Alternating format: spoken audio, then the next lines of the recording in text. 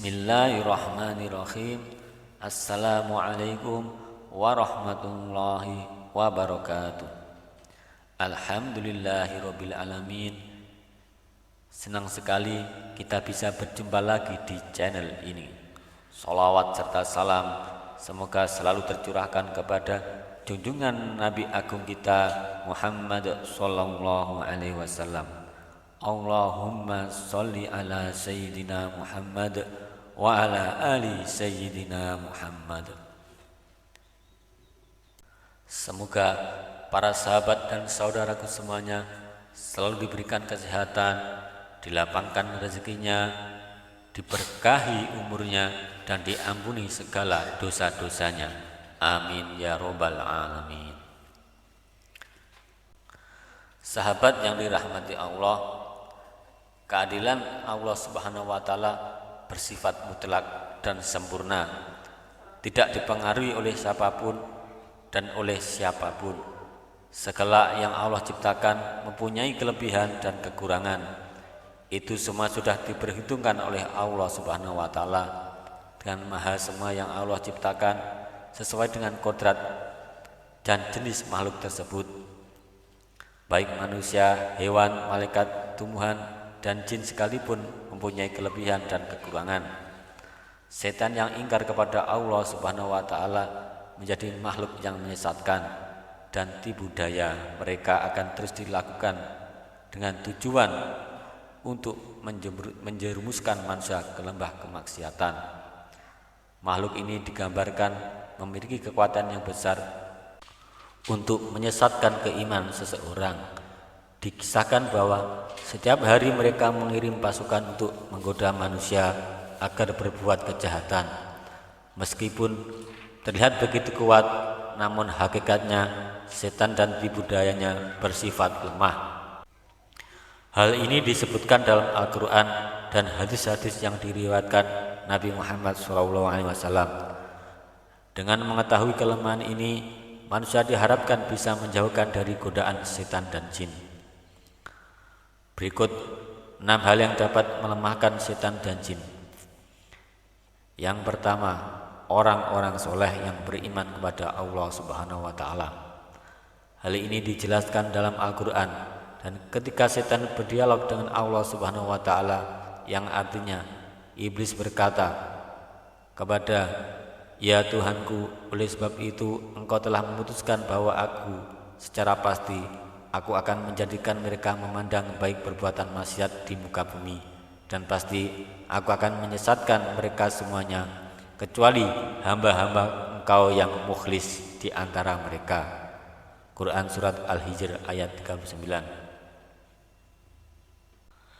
Dan 40 ahli tafsir mengatakan bahwa ayat tersebut menerangkan setan itu dapat menguasai manusia karena dosa-dosa yang dilakukan. Namun ketika manusia melakukan hal-hal yang baik dan beramal soleh, maka mereka akan takut dan dengan sendirinya meninggalkan manusia tersebut. Setan dan jin juga sangat takut dengan salah satu sahabat, yaitu Sayyidina Umar bin Khattab radhiyallahu anhu. Di dalam sebuah riwayat dijelaskan bahwa jika setan dan jin berjalan dan harus berpapasan dengan Sayyidina Umar, maka mereka memilih jalan lain. Mereka tidak berani jika harus berhadapan muka dengan Sayyidina Umar bin Khattab radhiyallahu anhu. Hal ini disebabkan karena Sayyidina Umar betul-betul memegang ajaran agamanya dengan benar serta menancapkan keimanannya dengan tangguh. Hal ini membuat setan ketakutan dan membuat mereka lari. Dalam sebuah hadis, Rasulullah SAW bersabda kepada Umar, "Sesungguhnya setan sangat takut olehmu, wahai Umar." Hadis riwayat Tirmizi. Ternyata tidak hanya kepada Umar saja, golongan ini juga takut dengan orang-orang yang beriman dan betul-betul menjaga keimanannya. Dalam Al-Bidayah, Ibnu Katsir telah mengutip sebuah hadis ini, sesungguhnya orang mukmin akan dapat mengalahkan setan sebagaimana salah seorang dari kalian yang dapat mengendalikan. Hadis riwayat Ahmad. Bahkan jin kafir yang menyertai manusia bisa masuk Islam jika manusia yang diikuti memperteguh keimanannya. Hal ini sebagaimana disebutkan dalam sebuah hadis riwayat Imam Muslim, yang artinya Rasulullah SAW bersabda, tidak ada seorang pun kecuali ia disertai oleh seorang qarin, penyerta dari jin, dan seorang qarin peserta dari malaikat. Para sahabat bertanya, apakah termasuk Anda juga, wahai Rasulullah? Beliau menjawab, ya, termasuk saya. Hanya saja Allah menolong saya sehingga jin itu masuk Islam dan tidak pernah menyuruh saya kecuali untuk kebaikan. Hadis riwayat Muslim. Yang ketiga, jin atau setan tidak dapat menyerupai Rasulullah SAW. Kelemahan setan dan jin lainnya adalah tidak dapat menyerupai rupa Rasulullah SAW, sehingga jika seseorang bermimpi bertemu dengan Rasulullah SAW dan memiliki ciri-ciri sesuai dengan literatur yang menggambarkan Nabiullah ini, maka hal itu benar-benar Rasulullah. Dalam hadis sahih dikatakan, yang artinya Rasulullah SAW bersabda, barang siapa yang bermimpi melihat aku, maka dia sungguh telah melihatku, karena setan tidak dapat menyerupaiku. Hadis riwayat Muslim. Yang keempat, setan dan jin tidak bisa melewati batas langit. Setan dan jin memang bisa bergerak cepat dan terbang, yang malaikat, namun mereka tidak akan bisa menembus batas langit tertentu yang bisa dilewati oleh malaikat.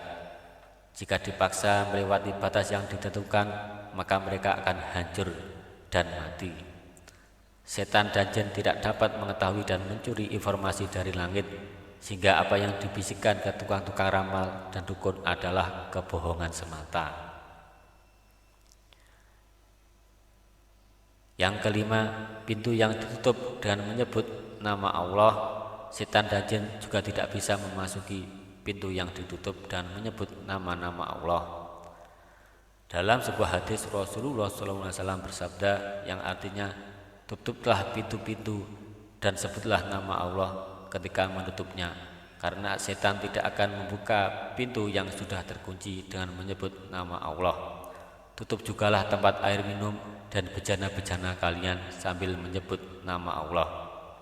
Meskipun kalian hanya menyimpan sesuatu di dalamnya, dan ketika hendak tidur, matikan lampu-lampu kalian. Hadis riwayat Muslim. Yang keenam, jin takhluk kepada Nabi Sulaiman.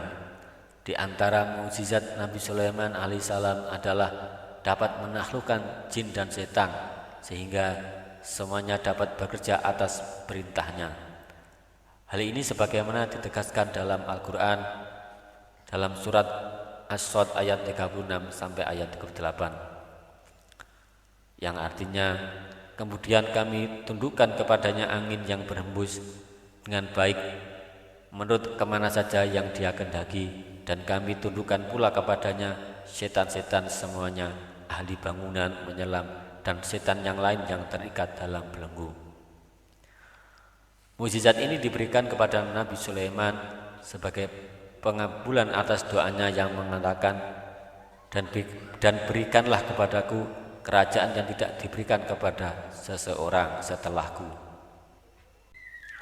Quran surat As-Sad ayat 35. Doa Nabi Sulaiman ini menyebabkan Rasulullah SAW tidak jadi untuk mengikat jin yang datang melemparkan anak panah ke muka beliau.